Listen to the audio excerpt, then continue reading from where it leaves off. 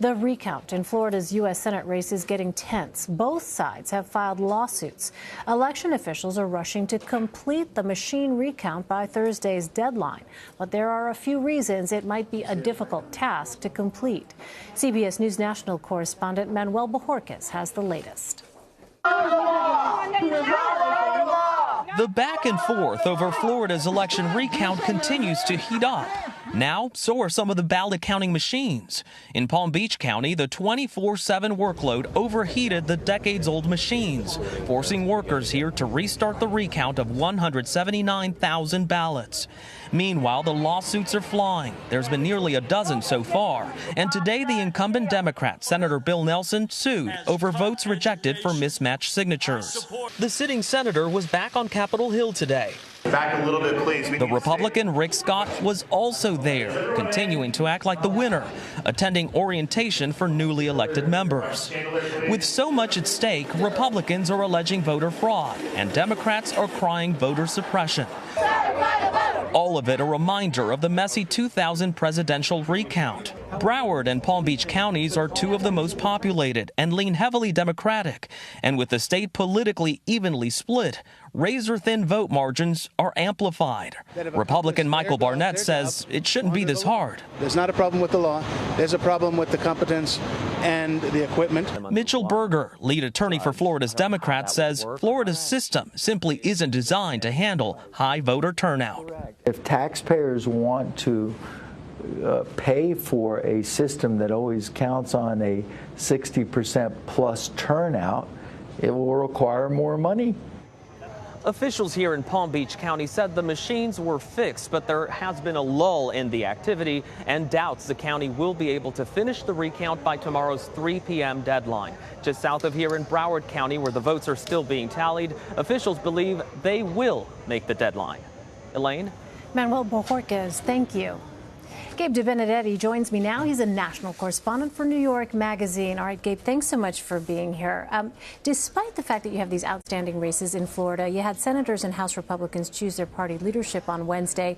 Senate Democratic leadership largely looks the same, but what do we know about things on the GOP side? Yeah, it's usually the same and really basically as expected. Right. So Chuck Schumer won on the Democratic Senate side. Mitch McConnell won for Senate Republicans. House Republicans, however, things went basically as expected. Kevin McCarthy took over for Paul Ryan. This is the post-Paul Ryan era. But there was a little bit of a question there as to how some of the other pieces were going to fall because of Jim Jordan, the Ohio congressman who was, like McCarthy, a pretty close ally of the president, but running against him. McCarthy won fairly easily. Now there's some questions as to what Jordan is exactly going to do. The president wants to have him in some committee that's useful for him, but it's unclear exactly what that's going to look like. Because it's interesting to watch, sort of, you have the conservative, think tank backing a Jim Jordan. Explain a little bit about that dynamic. Absolutely. There. So McCarthy is someone who's basically a rank-and-file Republican. He's from California, a very close friend, actually, of the president. Jordan is someone who is a Freedom Caucus member, and that means he is, what we think of as the Tea Party from a few years ago. He's very conservative. He's one of the rebels in the House, and he's someone who had some backing from that part of the House Republican caucus.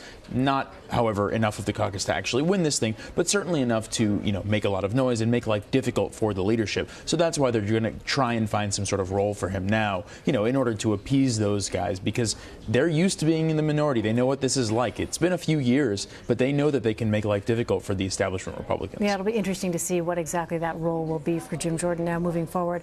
Well, let's talk about the Democrats. Democratic House Minority Leader Nancy Pelosi is vying for Speaker again.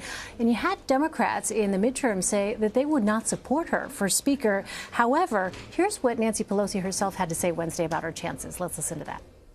And how do you feel about your chances for becoming? I feel very good about it. What's your level of confidence? High. What do you say to members who say they have the votes to block you from becoming Speaker? I don't know what to say. Okay, then. So, Gabe, give us a sense here. When you have these Democrats, obviously there were some tough races, right? Yeah. And they felt politically the thing to do would be to distance themselves from Nancy Pelosi and try to kind of shield themselves from any kind of criticism that they would be a quote-unquote Nancy Pelosi-type Democrat. But now, here we are. How do things shake out at this point when you actually have the House Democrats taking control? Well, there are a few things to know here. One of which is that the reason that Nancy Pelosi was so allegedly toxic during the midterms is that Republicans spent millions and millions and millions and millions of ads against Democrats saying, Nancy Pelosi is this crazy liberal, and this kind of candidate is going to be just like her. Unclear whether that actually worked, but what you did have is all sorts of candidates saying, I'm not going to be a rank-and-file Nancy Pelosi liberal, I'm going to think for myself. A lot of those people pledged to not really vote against her. The problem is right now there's no one running against her. So there is a group of people in the House, of Democrats in the House, who have said we are going to try and hold a vote of no confidence, essentially saying we're going to try and put someone up and make it clear that Nancy Pelosi does not have enough votes to actually win this thing.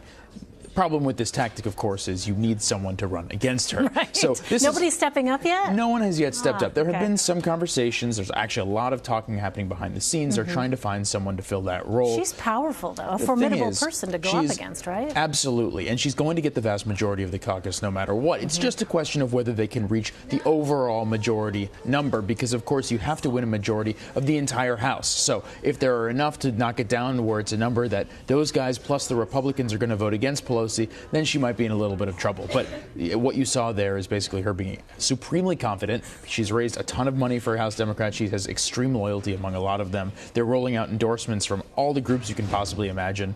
You've got to think that the money's on Nancy Pelosi right now to be reelected and to be elected as Speaker, but it's not clear yet. So against that backdrop, I have to ask you about Congresswoman-elect Alexandria Ocasio-Cortez, because she supported protesters outside of Leader Pelosi's office Tuesday. How do you see establishment Democrats and progressives moving forward here during this next session? Well, Ocasio-Cortez is a very interesting example because she's clearly taking this role as a leader of the Progressive Caucus in some ways because she's someone who's very famous, obviously, for her surprise victory this year.